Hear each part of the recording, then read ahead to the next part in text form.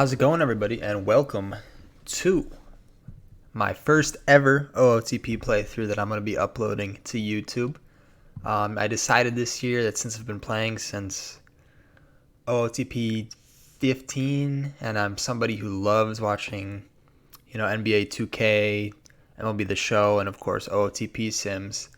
I figured, you know what? Let's make one myself. I don't know if anybody can relate to this point, but I do find myself while I'm playing, I'll be like talking to an audience that isn't there when I make some of my decisions, and I might sound crazy, but at least now it'll make a little more sense if I'm recording. So, first thing we have to do is pick our team. Now, for this year, there's a couple options, and there's a couple reasons why I want to go with a team that typically doesn't fit the typical mold of what I usually play. Usually, I go low budget, pretty bad teams with decent farms like the Orioles. Last year I think I did the Pirates. Let's see here, take a look through. I've done Tigers, Guardians, so I'm a big White Sox fan. That's my favorite team in real life. So I've done the White Sox from 15 to 19, and then once they got that farm and things became pretty easy to win with them after a couple years, I've kind of been shying away from them a little bit. But this year, I think I'm going to actually dive into the National League. One of the reasons I've avoided the National League in my playthroughs is because I was always a fan of being able to sign another hitter, a DH. I was never really interested with, having 2 or 3 super utility guys on my bench and platooning and having my pitchers hit and all that. So, the DH in the National League this year kind of simplifies that for me. And because of that, I've narrowed it down to 2 choices here. In the Colorado Rockies, who pretty much lost, well, they've still got Charlie Blackmon, but they lost kind of their last big piece that was still performing last year in Trevor Story to the Red Sox. And then I was also thinking about the Chicago Cubs. Now, as a White Sox fan, I think the Cubs have been pretty unbearable since 2015, but I like the idea of remolding them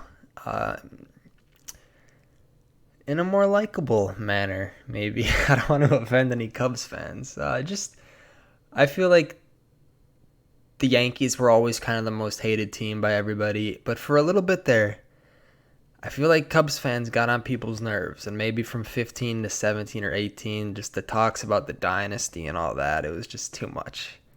And now I think they're at a point where they're not expected to compete. First time since they got rid of that curse where they don't have it hanging over their shoulder, and they're simultaneously not expected to compete this year. So it's a fresh start for the Cubs, I think. So yeah, I'm really not sure though. I'm 50-50 right now. But as I sit here and I think about, playing in Colorado, playing in Coors Field, that requires my entire staff made up of ground ballers. And it really kind of limits the scope of the game. You can't really go after certain pitchers that you might like because they're just going to get shelled. And yeah, I think I'm going to go with the Cubs here. I think it's an interesting team. I'm going to go no commissioner mode just in case I need to revert any crazy changes they make. I did one other sim just to kind of see how things were this year. I simmed a couple seasons, and I believe like the Red Sox renamed their team name. I was like, that's just no. So I'm going to go no commissioner mode in case something like that happens. I'm just going to change it myself. I love realism in my sims. I'm not somebody who, well, I guess that's something I could talk about to begin with. So we're going to take things over, a little team overview here on, as I check if my mic is on, to our salaries. So, I mentioned earlier I'm a big fan of rebuilds, especially NBA 2K rebuilds, but my biggest pet peeve, and I notice this a lot in the MLB The Show rebuilds because that trade system is so terrible. My biggest pet peeve is when somebody goes, all right, we got the Cubs here. One thing we're going to want to do first is unload Marcus Stroman's contract. And they go to the trade finder and, OOTP is better at this. But I don't think the Phillies are going to take 3 years of Stroman on $20 million just to unload Gregorius. There's ways to cheat it if you're not being realistic. And I just want to make it clear that I plan on being realistic. I know that people aren't going to be willing to take on this Marcus Stroman contract unless he gets off to a really good start. And then we'll see how things go. People aren't going to take this Hayward contract on. I'm not going to be able to trade Wilson Contreras for Julio Rodriguez or something like that. So I just want to be realistic with this, realistic with my signings as well. And we're going to have money to spend, which is kind of cool with the Cubs. I'm looking forward to that. I don't usually have money to spend in my Sims, and we're going to be creative with it. So I'm excited about that. So back to our salaries here. So, quick overview of our team. This Marcus Stroman contract, I've got a couple friends that are Cubs fans, and they already, the second it happened, they weren't fans of it. You've got the option here in the second year, but it's a player opt-out, not a team opt-out. So, it's possible we're going to be having Stroman on the books for 3 years here, upwards of $20 million. And typically in OOTP, what I've seen is the Sims don't love him. But, we'll give him a shot. We've got 2 more years of this Hayward albatross. Then we're done with Jason Hayward. But I'm expecting to have to keep him through this year. Maybe a buyout next year, something like that. We've got Kyle Hendricks, which is somebody I would like to keep. He's kind of a legacy Chicago Cub player. Maybe keep him through these next 2-3 years and he'll be on his way out the door.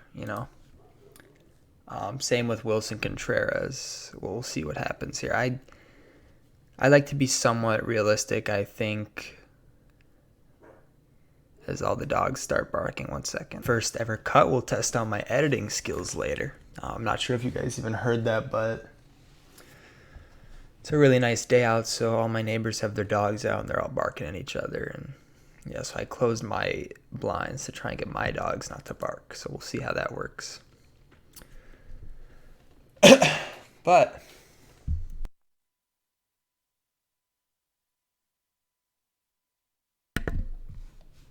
back to our salaries here. So another reason I'm very excited about the Cubs, another reason where I kind of wanted to do the start today feature is because of the start this guy's been off to. Only 2 game. Oh, must have been a different league. So I've never looked at these NPB stats, I'm assuming. But yeah. Seiya Suzuki, just a stud. 27 years old still only, which about average age for Japanese imports, I believe. But I'm excited to see what happens because OOTP historically, from what I've seen, isn't really kind to the Japanese imports. They kind of killed Ohtani last year. He looks to be fixed this year. Maybe a little overtuned this year, but we'll see. And we'll see how Seiya Suzuki turns out for us. I'm excited about him. Ian Happ is a guy who's been in perpetual trade talks in his career, but I'd like to keep him here. I like his ratings. He plays a good left field, and he's a good teammate. So I'd like to see what we can get out of him over a couple full seasons. He's just got, 1 full season out of the last.